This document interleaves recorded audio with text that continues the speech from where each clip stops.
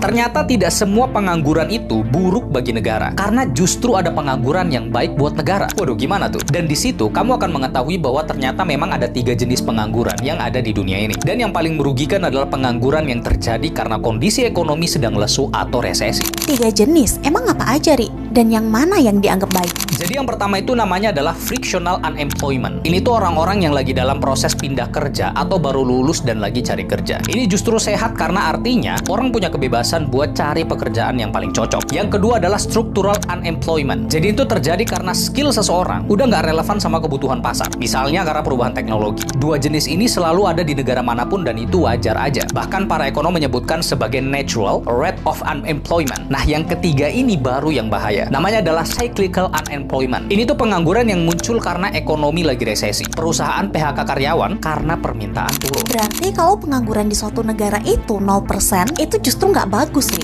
Bener banget, karena kalau dipaksakan 0 pengangguran, yang terjadi justru kekurangan tenaga kerja. Upahnya naik terlalu cepat, biaya operasional bisnis itu melonjak, dan ujung-ujungnya inflasi. Makanya di ekonomi yang disebut dengan full employment, ini bukan 0% pengangguran, tapi kondisi di mana yang tersisa cuma pengangguran friksional dan struktural tanpa cyclical. Jadi wajar kalau di negara-negara maju pun selalu punya angka pengangguran sekitar 3-5%. Dan itu tandanya ekonomi mereka justru sehat.